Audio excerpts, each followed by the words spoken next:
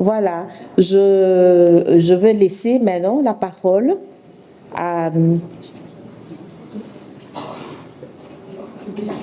au DG, oui. Oui, voilà. Merci pour la parole, Madame Marie Curie. Et bonsoir à tous. Bonsoir. Voilà, donc j'avais gardé un peu d'énergie pour cette session. J'espère ne pas vous décevoir. Ok, je voudrais structurer mon intervention en 3 points, et puis je ferai une petite conclusion. Je vais parler du contexte historique des assurances en République démocratique du Congo. Je vous parlerai aussi brièvement un peu de notre marché des assurances, comment il se profile, comment il se présente. Et enfin, je vous donnerai un peu la philosophie que nous avons mise en place pour exercer nos différentes missions, nombreuses missions que la loi nous donne. Alors, au niveau de la présentation, je vais... Je me permets, monsieur. Voici pour la présentation, elle est derrière vous. Ah, ok. Sur le bouton vert au-dessus. Pour faire passer. Oui. Ok, ah oui, je peux voir ça ici. Donc voilà, je vais commencer par vous parler d'abord du contexte historique concernant les assurances en République démocratique du Congo. Notre pays... Ici ? Oui. Ok. Voilà, pour le contexte historique, nous avons une histoire qui remonte à plus de 50 ans des assurances en République démocratique du Congo, mais que nous schématisons essentiellement en 3 grandes époques. Il y a l'époque du monopole de l'étranger, donc ça c'est avant la colonisation, pendant la colonisation, donc avant l'indépendance, où nous avions eu un marché qui était caractérisé par la fuite des capitaux. C'est-à-dire les assurances se prenaient en République démocratique du Congo, mais tous les entrepreneurs, toutes les entreprises plaçaient les primes à l'étranger. Donc notre pays n'en bénéficiait pas. Or, les assurances ont pour objectif, à côté de la mission d'apporter la protection au niveau des investissements et des ménages, mais également il y a un rôle important de financement de l'économie pour le développement des pays. C'est pour ça qu'en 1966, nos autorités ont décidé, le président Mobutu à l'époque a décidé de mettre en place une société nationale qui devait jouer ce rôle de catalyseur et d'assiette en fait pour récupérer toutes les primes et les mettre à la disposition de l'économie. 50 ans après, le projet n'a pas fonctionné comme il se devait. En 2016-2015, le législateur a décidé de repartir vers un marché qui soit ouvert, mettre fin au monopole et que nous ayons plusieurs opérateurs sur notre marché, avec toujours ce même objectif de pouvoir utiliser les primes d'assurance comme épargne au niveau du pays, mais également les mettre à la disposition de l'économie. Les assurances, comme je l'ai dit, jouent 2 rôles, protection des entreprises et des ménages, mais également mobilisation des ressources financières pour l'économie. Avec cette innovation, avec la nouvelle loi, qui a permis en fait quelques avancées. Il y a plusieurs innovations qui ont été apportées par cette nouvelle loi. Je vais en mentionner 3 essentiellement. Premièrement, la nouvelle loi sur les assurances, le Code des assurances, a mis en place un régulateur du marché, c'est-à-dire c'est un gendarme qui organise le marché, qui gère le marché, qui contrôle le marché et qui joue un rôle important parce que nous avons, au-delà de la mission d'agréer les sociétés et de les contrôler, donc nous surveillons leur capacité financière, mais surtout de travailler pour protéger les assurés, ceux qui sont en contrat de clients avec les sociétés d'assurance. Il y a une deuxième innovation importante qui est celle de l'article 286 de notre code, qui en fait est la base de la réforme des assurances. Cet article interdit aux opérateurs économiques ou même aux ménages qui ont leur risque localisé en République démocratique du Congo de pouvoir s'assurer à l'étranger. Vous devez vous assurer en RDC auprès des sociétés que l'ARCA a agréées. Et troisième innovation que je voudrais mentionner, cette loi a prévu 6 assurances obligatoires. La RC automobile, et puis il y en a plusieurs. Il y en a une qui fait l'actualité maintenant. Ce sont les assurances facultées à l'importation. Dans notre pays, lorsque vous êtes importateur, la loi vous interdit de vous assurer dans le pays d'importation. Vous êtes importateur, vous emmenez des marchandises au Congo, vous devez prendre des assurances en République démocratique du Congo. J'ai été ici approché par des importateurs au milieu de nous ici, qui importent, donc qui d'ici exportent, mais qui de la RDC importent des marchandises, parce que là, nous venons de mettre en place un contrôle avec la Direction générale des douanes et Accises, pour contrôler toutes les importations. Quand elles arrivent en République démocratique du Congo, vous devez démontrer que vous avez un certificat d'assurance d'un assureur du Congo. Sinon, votre marchandise, vous aurez des pénalités qui vont vous être infligées. Et si vous avez montré que vous avez une assurance en République démocratique du Congo, vous n'aurez pas de souci, votre marchandise pourrait passer. Il y a d'autres assurances incendie et autres, mais je passe, question de temps. Je voudrais maintenant parler d'un deuxième sujet qui est dans mon deuxième chapitre, pour vous parler un peu du marché des assurances.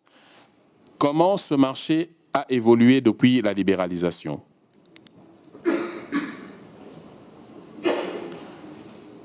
Depuis, en fait, 2016, donc la loi a été promulguée en 2016, mais au niveau de l'ARCA, nous avons ouvert effectivement le marché pour faire entrer de nouvelles sociétés à côté de la Société nationale ASONAS en 2019. Pour donner des chiffres, en 2018, notre marché était de l'ordre de 80 millions de dollars de primes d'assurance sur l'étendue nationale. Et ce marché-là était essentiellement caractérisé par la RC automobile à 95%. Et lorsque nous avons ouvert le marché en 2019, c'est-à-dire nous avons fait entrer 4 nouvelles sociétés privées, ce marché est passé à 101 millions de dollars à fin 2019. 2020, nous sommes passés à 139 millions de dollars. 2021, nous avons clôturé à 215 millions de dollars. Et 2022, nous sommes aux alentours de 280 millions de dollars. Avec une évolution où nous avons vu apparaître de nouveaux produits d'assurance. À côté de la RC automobile, il y a l'assurance crédit, il y a l'assurance incendie, l'assurance santé et d'autres types de produits qui existent sur le marché. Et nous avions aussi en 2019 4 opérateurs d'assurance sur le marché et à fin 2022, nous en avons 41, dont 10 sociétés d'assurance.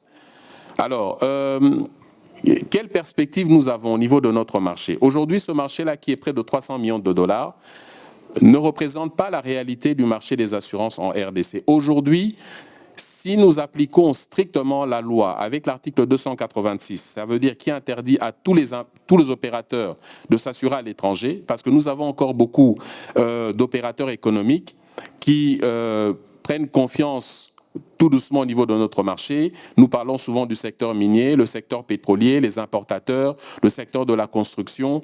Si tous ces opérateurs-là respectent la loi et s'assurent en RDC à date maintenant, le 9 mars 2023, notre marché serait de l'ordre de 1,5 milliard de dollars. Et donc le combat que nous menons aujourd'hui, c'est de travailler pour atteindre cet objectif, de faire remonter notre marché à au moins 1 milliard de dollars. Donc ça, c'est la perspective que nous avons.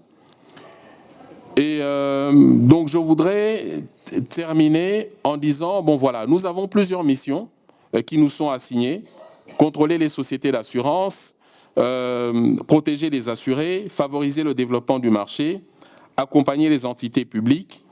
Et pour faire ce travail-là, nous avons pris le pari de travailler sur la digitalisation pour nous permettre de faire un ensemble de travail de manière efficace, mais je dirais en une seule fois.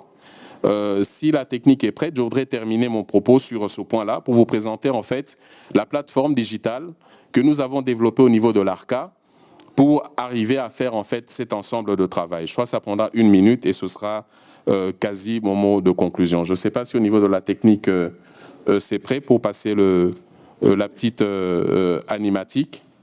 Voilà. L'assurance. Une plateforme qui réunit assureurs et assurés afin de faciliter le contrôle et les émissions digitales de certificats d'assurance. Il permet la centralisation, la traçabilité, l'authentification des certificats d'assurance et l'accès efficace aux données. SNICA, un outil d'optimisation de contrôle. Il facilite la vulgarisation et la formation de l'écosystème sur le contrôle, réduit la possibilité de la contrefaçon des certificats en générant des certificats avec code barre Il limite les risques d'évasion de primes et lutte contre la fraude en assurance. Avec son application sur tablette, smartphone et POS, le SNECA garantit le contrôle même hors connexion. SNECA, un outil efficace de mobilisation des revenus de l'État. Il permet la traçabilité de la TVA à collecter et facilite la conciliation des chiffres avec différentes règles financières. Interconnecté avec les autres régies financières, il permet à celles-ci de vérifier la cohérence entre ce qui est déclaré à la douane et ce qui est déclaré aux assurances. Le SNECA constitue également une base de données pour les statistiques de marché. SNECA, la révolution numérique dans le secteur des assurances. By Arca. Voilà, donc ici, c'est vraiment pour synthétiser, à travers cet outil-là, nous arrivons à faire en fait des contrôles de manière dématérialisée parce que c'est une plateforme qui nous permet aujourd'hui d'émettre de manière dématérialisée des certificats d'assurance, c'est-à-dire tout assureur qui a un client avant d'émettre le certificat, il interroge l'ARCA, c'est l'ARCA qui lui donne le numéro de certificat. Comme ça, nous avons un seul certificat dans le système. Lorsque vous faites l'importation, c'est ce certificat-là qui est vérifié directement. Aujourd'hui, notre système est connecté avec le système de la douane, Sidonia. Le contrôle est fait également de manière automatique.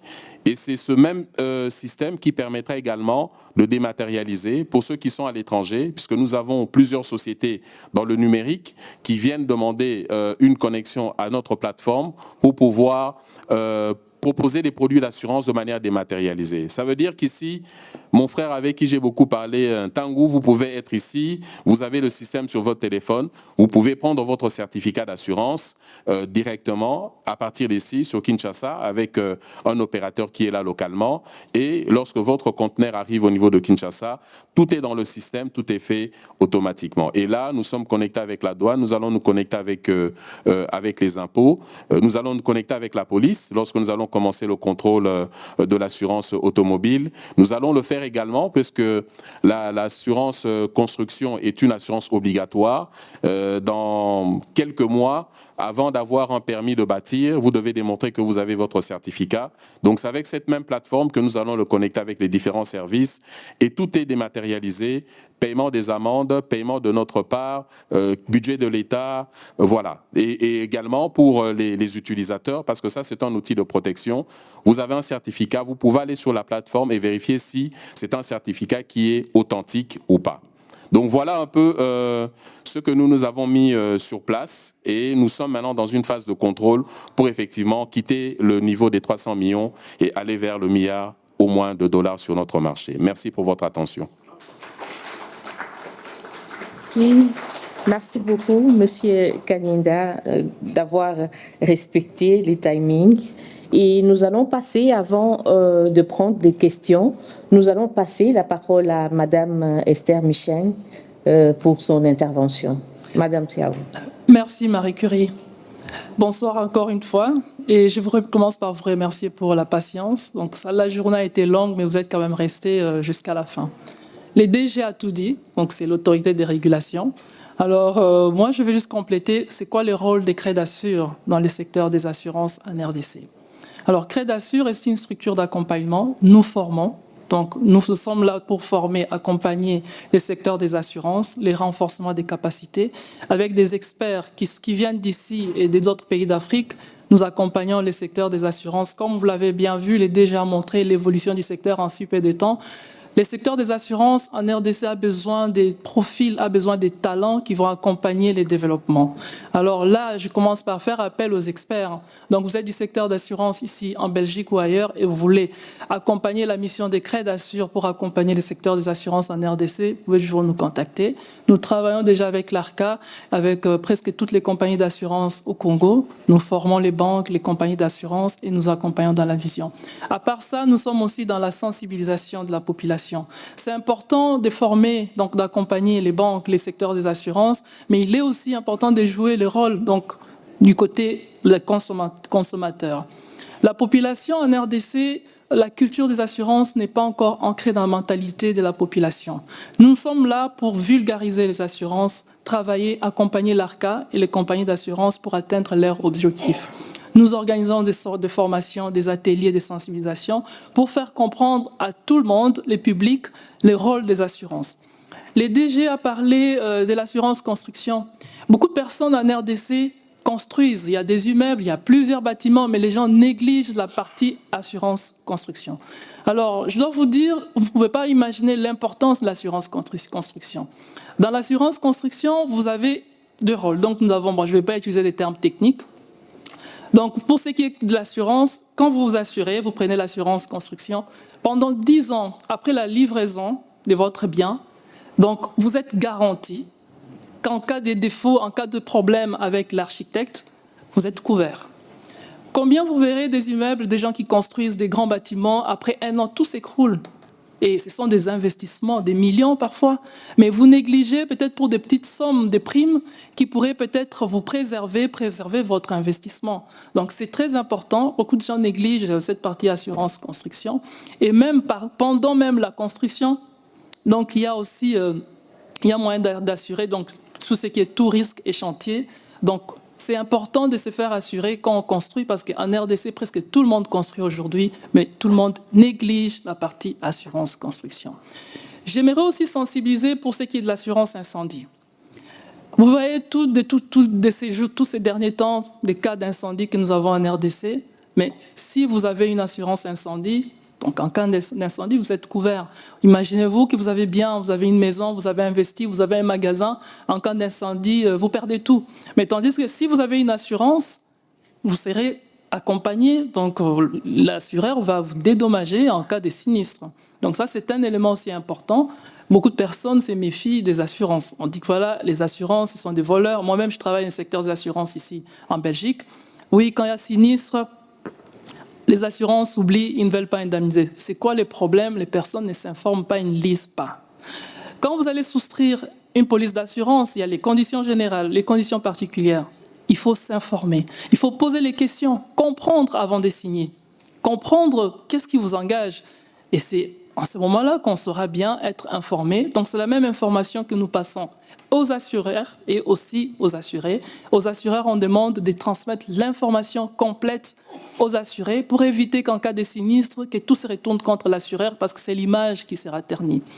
Et pour ce qui concerne aussi, beaucoup de personnes prennent des crédits aussi. Je veux aussi sensibiliser sur l'assurance solde restendu. L'assurance solde restendu, je vais utiliser les termes un peu, voilà, je veux dire compréhensibles, c'est l'assurance sur les crédits.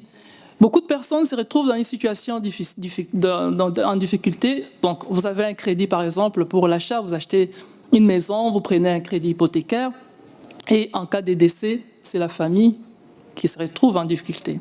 Alors, il est important de prévenir la situation de votre famille en souscrivant à une assurance solde restendu. Qu'est-ce qui se passe en cas de décès? C'est l'assureur qui continue à payer votre maison. Alors, supposons aujourd'hui, vous avez un crédit de 300 000 euros, 300 000 $, vous êtes assuré. Demain, il y a un décès, c'est l'assurance qui couvre.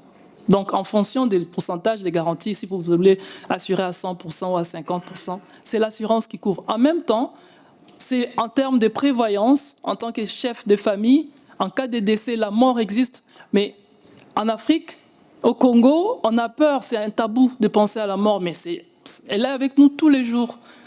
Tu prends un crédit aujourd'hui, demain tu décèdes, c'est pas parce que tu es décédé que les crédits s'effacent. Non, c'est ta famille qui sera poursuivie. Alors, il faut essayer de penser aussi au futur des enfants, de votre famille, de se faire, d'assurer, voilà. Donc, ce n'est pas le but de donner une formation en assurance. J'ai choisi juste quelques assurances que je trouve importantes. Et la dernière assurance que je voulais recommander, c'est la rente éducation. Alors, aujourd'hui, en RDC, vous verrez qu'il y a plusieurs parents, tout le monde a des diplômes instruits, mais les enfants, la vie, donc l'éducation des enfants n'est pas garantie. Donc, en cas de difficulté, perte d'emploi ou décès, les enfants se retrouvent dans une situation où ils ne peuvent pas continuer, donc la scolarité n'est pas garantie. Mais tandis qu'avec une assurance, la rente éducation, en cas de décès ou perte d'emploi, c'est l'assureur qui assure la continuité. Donc, du coup, on préserve la continuité donc, de la scolarité, l'éducation des enfants. En même temps, ça nous évite aussi d'avoir les cas de délinquance juvénile, parce que c'est souvent des cas des enfants qui étaient peut-être d'une bonne famille. Après les décès des parents, l'enfant se retrouve dans la rue parce qu'il ne sait pas continuer les études. Donc, je sensibilise vraiment, voilà. l'assurance, voilà, c'est très important. Et c'était un peu ça ma contribution pour la présentation du DG. Le DG, il a tout dit, donc je vous remercie.